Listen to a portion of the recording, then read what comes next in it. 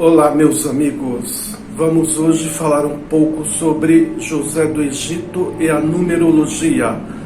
Você vai entender como a numerologia pode nos ajudar, pois ela apenas te orienta a você fazer simplesmente o que você deve fazer a partir de hoje, eliminar os seus maus hábitos. E com o exemplo de José do Egito, vamos aprender muitas coisas.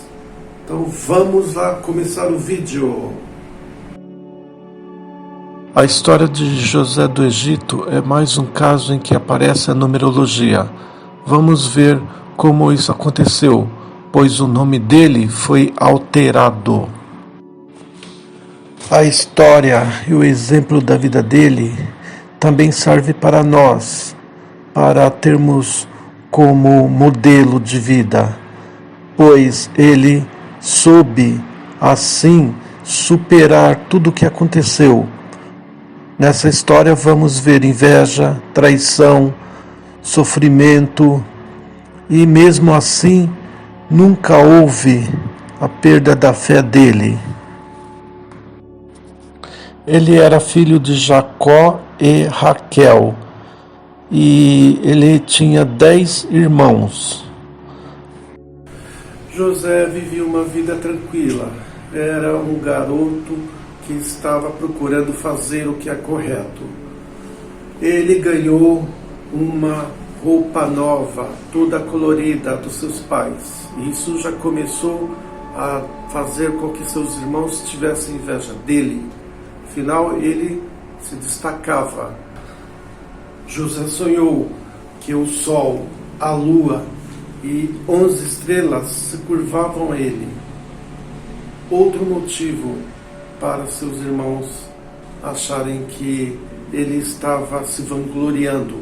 Até seu próprio pai, apesar de ele já desconfiar que era uma coisa boa para o próprio José, eles falaram para ele: como assim?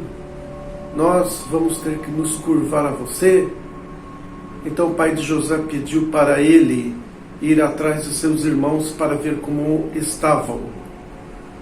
Quando estava perto deles, seus irmãos já começaram a tirar uma dele, falando: olha lá, já vem o sonhador. Para vocês verem como era a situação. Assim que José chegou, ele já foi recebido de maneira hostil, pois seus irmãos planejaram até matá-lo. Então eles conspiraram. Olhem bem o que eles pretendiam fazer. Conspiraram em tirar a vida de José e depois justificar que teria sido morto por um animal selvagem. Não é incrível isso? Os próprios irmãos fazerem algo assim? Ao menos Rubem, o irmão mais velho, disse para não matarem o José. Mas ele sugeriu que jogassem ele num poço vazio no deserto. E ele tentava devolver o José para o seu pai. José, embaixo do poço, suplicava para que seus irmãos o tirassem de lá, mas nada feito. Eles então começaram a almoçar, fazerem um lanche, até que viram uma caravana de ismaelitas que estavam carregados de especiarias indo para o Egito. E José então foi levado para o Egito, agora como escravo. Vejam que situação, olha só o que aconteceu. Provavelmente ele tinha em torno de 17 anos, muito jovem. E os irmãos de José pegaram a túnica especial que ele usava, que tinha ganhado do seu pai, molharam no sangue de um bode e simularam a morte dele e mostraram ao seu pai. o qual ficou muito triste, claro. José foi levado então para o Egito e vendido como escravo para Potifar, um oficial egípcio que tinha alta posição. O José, então, ele zelava, virou um administrador na casa de seu senhor, Potifar. E José procurava fazer o que era certo, caprichava no seu serviço, ele comandava os servidores do Potifar, o seu chefe, né? Acontece que apareceu um probleminha na vida de José. Estava indo tudo bem, até que a esposa de Potifar ficou assediando-o para que ele realizasse suas más intenções. Mas José evitou, até que um dia a esposa de Potifar resolveu agir. Preparou um ambiente para que nenhum servo estivesse por perto. E mais uma vez tentou José. Ela agarrou na manta dele, ou na túnica. Ele se desvencilhou e saiu correndo mesmo sem a manta, que ficou nas mãos dela. Ela se ofendeu, então gritou para seus servos, dizendo que ele sim é que estava assediando ela. Então, depois disso, José teve que ir para a prisão. Aí começou mais um problema para ele, mais uma fase de grandes dificuldades. Se a situação não era boa para José, agora ficou muito pior. Ele ficou na prisão em torno de 2 anos. Nesse período apareceram 2 presos ilustres. Um era o padeiro e outro era o copeiro do faraó. Um dia os 2 tiveram um sonho, cada um deles. O copeiro disse a José que ele sonhou com uma videira, e dessa videira saíram 3 ramos. E desses ramos saíram os cachos de uvas, ao qual ele pegou, espremeu e colocou no copo e serviu ao faraó. José explicou que em 3 dias o copeiro seria restaurado ao seu cargo. Encorajado pela interpretação favorável, José pediu ao copeiro que, quando fosse libertado, se lembrasse dele e o mencionasse ao faraó para que ele pudesse ser solto, pois ele era inocente. O padeiro, ao ouvir a interpretação do José sobre a história do copeiro, contou seu próprio sonho a José. O padeiro, já por sua vez, disse que sonhou que havia 3 cestos de pão na cabeça dele, ou acima de sua cabeça. E no cesto de cima havia pães, manjares, coisas que o faraó gostava. Acontece que começou a aparecer muitas aves e elas bicavam, comiam os pães, esses manjares. Aí José explicou que em 3 dias o faraó executaria esse padeiro e as aves comeriam sua carne. No 3º dia, que era o aniversário do faraó, ele restaurou o copeiro ao seu cargo, mas enforcou o padeiro, assim como José havia interpretado. O faraó disse que sonhou com 7 vacas. 7 vacas fortes, gordas, bonitas. Mas elas que estavam apenas comendo grama lá perto do rio Nilo, de repente apareceram outras 7 vacas, porém eram vacas magras, feias, muito sofridas. E essas 7 vacas comeram aquelas outras vacas gordas, robustas. O outro sonho de Faraó é que do milharal de uma planta surgiram 7 milhos bonitos também, fortes. Mas também surgiram aí outras 7 espigas, só que elas eram espigas mirradas, feias, queimadas do sol, que comeram essas outras 7 espigas que eram fortes, bonitas. Agora você me pergunta, como assim um milho comendo outro milho?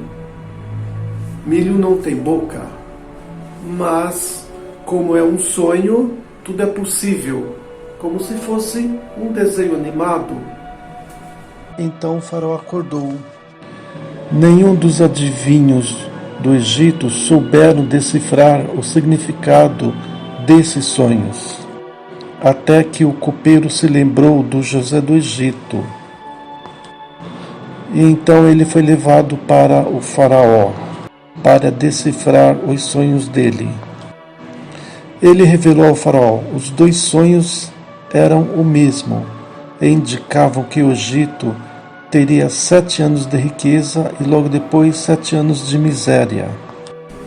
Então José explicou para Faraó, dando a sua opinião do que ele poderia fazer, que ele deveria contratar pessoas preparadas, administradores do seu governo, para guardarem os trigos ou tudo que tiver de plantação, deixar armazenado nesses 7 anos de abundância, se preparando para os outros 7 anos de fome que haveriam de vir. José então foi nomeado por Faraó como governador de toda a terra do Egito. Ele tinha em torno de 30 anos. E aí aparece então a numerologia. Ele mudou o nome dele, de José, para Zafinat Paneia.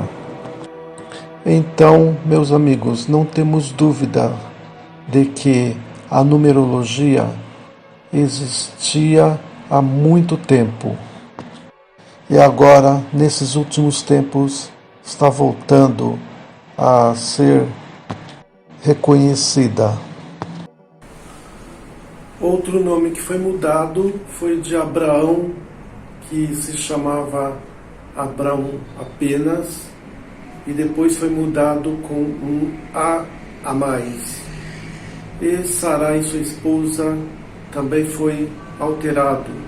O nome passou a ser Sara, foi retirado a letra I. O nosso nome tem força, tem energia. Observem que vários personagens da Bíblia mudaram o nome.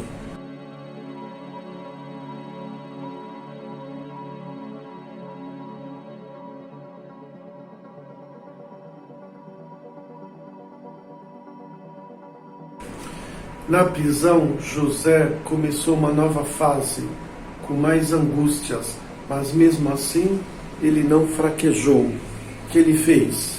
Pegou a vassoura e começou a limpar tudo, deixar tudo limpo, arrumadinho, e foi ganhando a confiança do líder da cadeia. Em pouco tempo, lá estava José, sendo nomeado o principal responsável pelo cárcere. E assim José foi fazendo do limão uma limonada. Mesmo na prisão, ele procurava ser útil, mostrar serviço, não perdia as esperanças. José demonstrou que se importava com os outros. Certa vez, ele foi levar o café da manhã para o copeiro e para o padeiro. Ele notou que eles estavam com uma cara meio esquisita naquele dia. E aí perguntou para eles: o que foi, meus amigos? que há? Por que vocês estão com essa cara triste hoje? O que aprendemos com a lição de José do Egito? Primeiro, não perca as suas esperanças. Tenha fé que as coisas melhorem, por mais difíceis que sejam. Passamos por muitas dificuldades? Sim, passamos.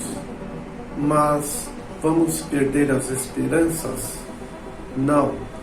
Vamos continuar seguindo em frente, com muita fé de que as coisas vão melhorar. Mesmo na Bíblia encontramos vários personagens que demonstram e que contam os vários problemas que passaram. O apóstolo Pedro, Paulo, podem perceber.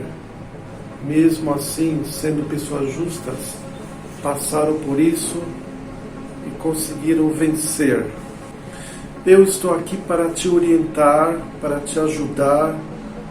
Você deve buscar a melhor opção para viver,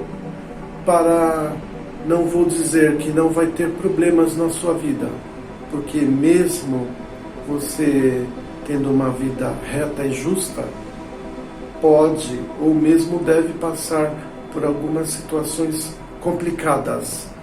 Mas o que importa é a sua consciência. Se você está fazendo o que é correto, isso é o que interessa. Então, o que você deve fazer?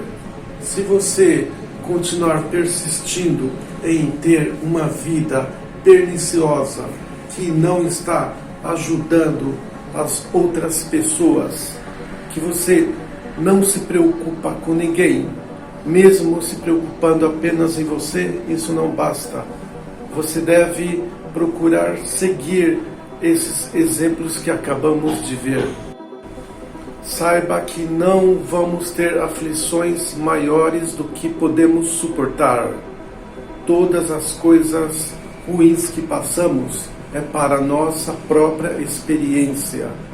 Se você está tendo uma vida reta, justa, procurando fazer o bem, e mesmo assim está sofrendo angústias, não se preocupe. O que importa é a sua consciência. Ela sim é que deve estar em paz.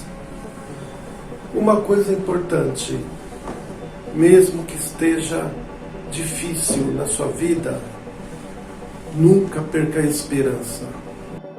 Eu te espero no próximo vídeo.